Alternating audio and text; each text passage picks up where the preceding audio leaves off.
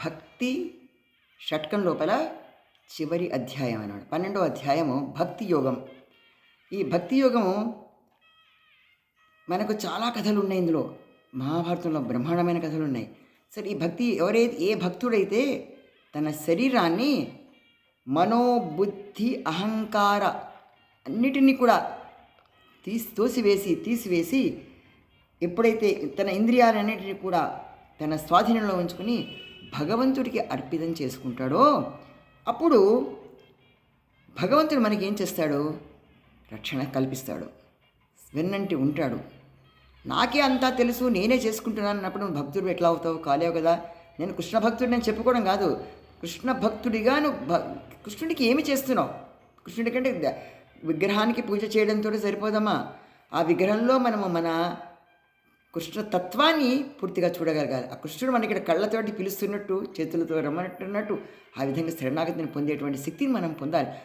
అంతా కూడా అన్యథా శరణం నాస్తి త్వమేవ శరణం మమ అని మొత్తం తన శరీర అంతా కూడా మనోభావాలన్నీ కూడా అర్పించాలి.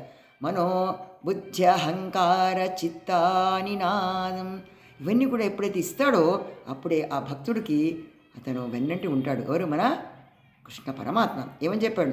లావొక్కింతయు లేదు ధైర్యము విలోలంబయ్యే ప్రాణంబులున్ ఠావుల్ దప్పెను మూర్ఛ వచ్చెను శ్రమంబయ్యడిన్ నీవే తప్పయి తప్పరం బెరుగన్ మన్నింపందగున్ దీనునిన్ రావే ఈశ్వర కావవే వరద సంరక్షింపు భద్రాత్మక.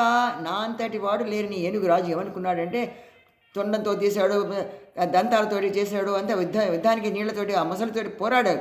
కాళ్ళు పట్టుకుంది కదా మొసలి, ఎవరిది? మన ఏనుగుని పట్టుకున్నప్పుడు అతను తనకి శక్తి ఉన్నంత వరకు చేశాడు, పోరాడాడు. అంత పెద్ద శరీరం కూడా మొసలి కాలు పట్టును వదిలించుకోలేకపోయినాడు. అప్పుడు తెలుసుకున్నాడు ఇదంతా కూడా మనకి చేత కాదని చెప్పి.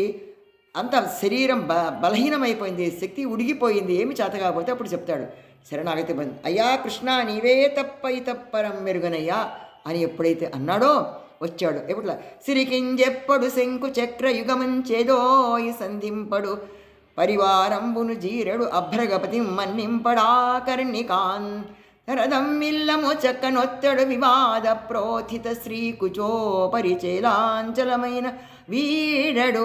ఎందుకోసము? గజ ప్రాణావనోత్సాయి హై. ఏనుగును రక్షించడానికి అన్ని వదిలేశాడు, పరిగెత్తుకుంటూ వచ్చేసాట ఆ ఏనుగు రక్షణ కోసమని. భగవంతుడు భక్తుడికి అంతా ఆధీనమైపోతాడు. మరి మనం పరమాత్మని ఆ విధంగా మన మనస్సులో ఎప్పుడైతే సాధనలో అభ్యాసంతో తెలుసుకోగలుగుతామో తప్పకుండా పరమాత్మ రక్షణ తప్పకుండా చేసి తీరుతాడు. త్యాగయ్య ఆయన ఏం చూసుకున్నాడు? రాముడి విగ్రహం అనుకోలేదు, రాముడు పడుకోలేదని, రాముడు నిద్రలేవలేదని, రాముడు నిద్రలేవాలి, దంతధావనం చేసుకోవాలి, స్నానాలు చేయాలి, పూజ చేసుకోవాలి, షోడశోపచారాలు కావాలి, అన్నీ చేసుకుంటూ ఆఖరి రాత్రి నిద్రపోయేటప్పుడు నిద్రపోచ్చేసి రామ ఉయ్యాలలుగవయ్యా అనుకుంటూ ఆయన పాడి భక్తి తత్పరతోటి ఆయన ఎంత ఆనందాన్ని పొందాడో. ఆ రామమూర్తి వచ్చి తన కూతురు వివాహాన్ని, త్యాగయ్య కూతురు వివాహానికి ఎంత ధాన్యాన్ని తెప్పించి ఇచ్చాడో ఆ కథలని మనం చూసుకుంటుంటే పరమానందం పొందుతామన్నమాట. భక్తి సర్వదా శ్రేయ మార్గంలో ఉంటుంది. మంచి మార్గంలో, సత్సంగంలో పెద్దల అనుసరించినటువంటి విధి విధానాలను మనం అందరం కూడా తెలుసుకుంటూ ఆకళింపు చేసుకుంటూ ముందుకు సాగుదాం. ఇంతటితోటి 2వ షట్కమైనటువంటి భక్తి విభాగం ఇక్కడికి సమాప్తం అవుతుంది. తర్వాత మనం ఏం చేస్తామంటే 3వ షట్కాన్ని